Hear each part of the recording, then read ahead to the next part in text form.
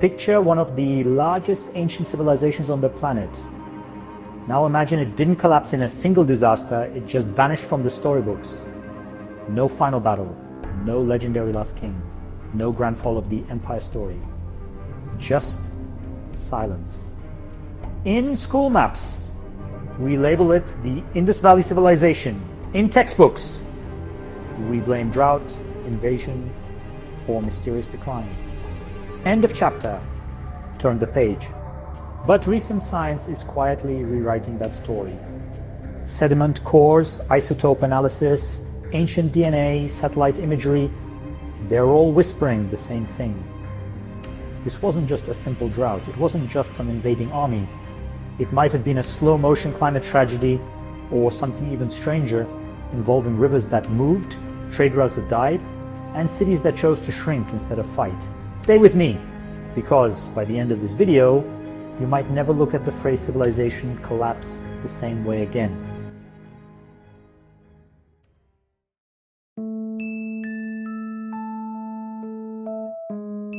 Welcome to Chronicle Crafter, where we dig into history's biggest mysteries with science, storytelling, and a healthy dose of skepticism. Today, we're traveling back almost 4,500 years to the floodplains of what is now Pakistan and northwest India to ask one big question. Did the Indus Valley Civilization just vanish, or did we oversimplify one of the most complex, slow collapses in human history? If you love ancient mysteries, lost cities, and evidence-based history, tap like, subscribe, and hit the notification bell now. Before we talk about their disappearance, we need to understand who they were when they were at their peak.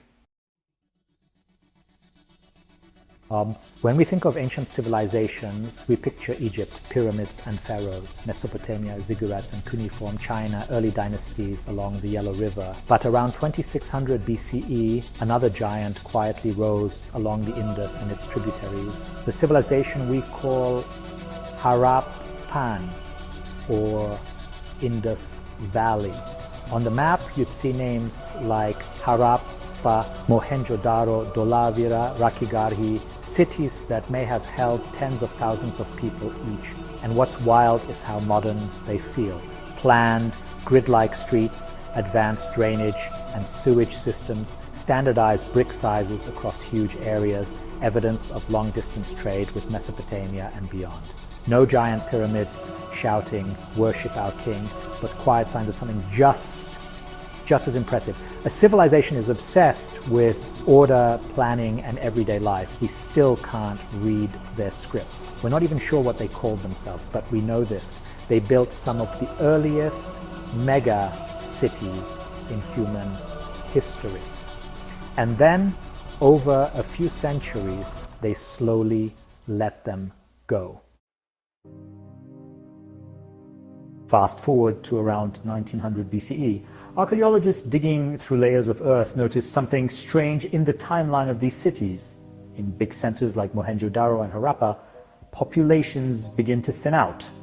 Monumental structures aren't really maintained anymore. Pottery styles, city layouts, and even brick dimensions begin to change. By around 1300 BCE, the classic Indus cities are either abandoned or reduced to small, modest settlements. To early scholars, this looked like a collapse, so they grabbed the usual historical suspects. Maybe there was a brutal invasion, maybe there was a giant drought, maybe a huge flood wiped them out. These explanations made it into textbooks for decades. But there's a problem.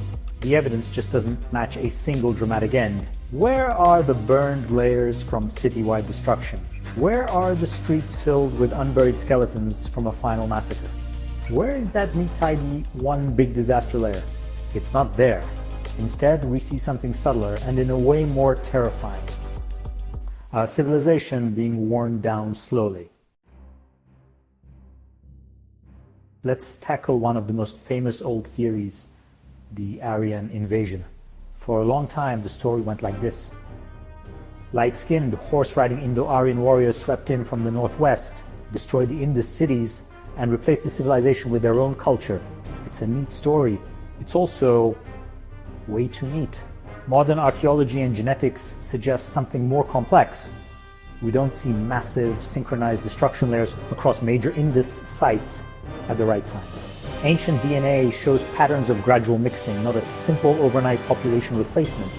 Many cultural elements, like certain religious motifs, sacred animals like the bull, and urban traditions, seem to evolve, not vanish. So, with their migrations, almost certainly, people always move.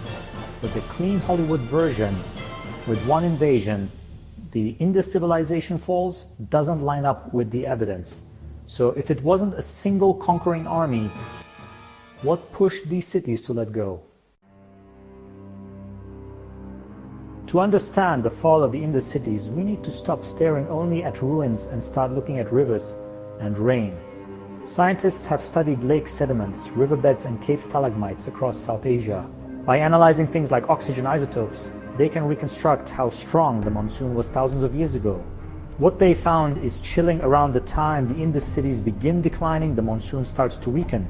Rivers that once flooded predictably become less reliable, or even seasonal. There's evidence that a major river system, often linked to the legendary Saraswati mentioned in later Indian texts, may have changed course or dried up. Now think about what that means for a civilization built on river-fed agriculture and floodplain farming. If the water fails, the system fails. No reliable monsoon means fewer stable crops, less surplus grain, less ability to support huge urban populations. But this wasn't an instant apocalypse. It was more like a slow tightening of the screw. Crops fail more often. Floods and droughts become harder to predict. Farmers struggle. Trade networks weaken. People quietly start asking, why are we living in these giant cities if the land around them can no longer feed us? And then they begin to move. Here's the twist most textbooks don't emphasize. The Indus Valley Civilization didn't vanish like a magic trick, it morphed. Archaeologists call the pattern de-urbanization. Big cities shrink or are abandoned. Smaller villages spread eastward, especially toward the Ganges plains, where the monsoon remained more reliable. Pottery styles change gradually, but they don't restart from zero. Some symbols, weights, and cultural habits keep appearing in simpler rural contexts. If this were a total wipeout, we'd expect everything to stop and an entirely different culture to replace it. Instead, we see a volume knob turning down, urban life fades, but people, ideas, and traditions keep flowing into new forms. Some researchers even suggest that elements of later South Asian culture, from religious practices to sacred animals and symbols, carry distant echoes of the Indus world. We may never draw a perfect line, but the message is clear. The Indus people didn't just die off. They adapted, migrated, and changed, leaving traces in the cultures that followed. Remember that something stranger we teased in the beginning? Strange doesn't have to mean aliens or lost super technology. Sometimes the strangest thing is how many small disasters stack up at once. Think about this combination: climate shift, the monsoon weakens, key rivers change course or dry up, economic shock, long distance trade declines, less trade means less wealth to support giant cities, internal stress. Maintaining huge urban infrastructure is more difficult. Political or social systems may be fragmented under pressure. Possible disease, dense cities plus changing environment requires perfect breeding ground for epidemics, even if we don't have written records of them. None of these alone screams instant civilization collapse. But together over centuries, you get a slow, almost invisible unraveling that looks from far away in time like a civilization quietly disappearing. There is no big final battle, no last stand, just thousands of families deciding this city no longer makes sense and walking away.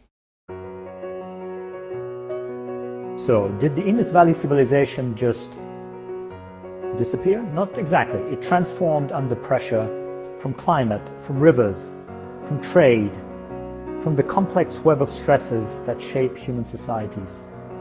We live today in an age of rising temperatures, water-stressed megacities that rely on delicate supply chains sound familiar.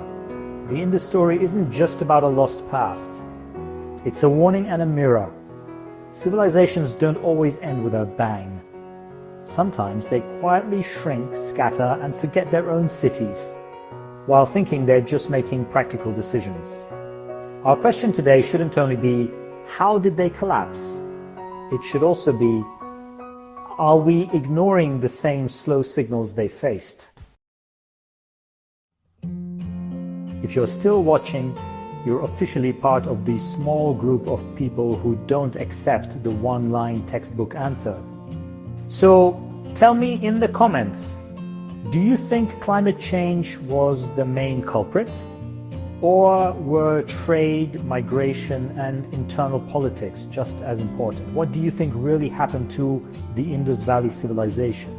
If you enjoyed this deep dive into ancient mysteries, hit like, subscribe, and share this video with someone who still thinks history is just memorizing dates. Because somewhere under modern fields and cities, the ghost of Harappa and Mohenjo-Daro is still waiting for us to listen carefully to what really happened.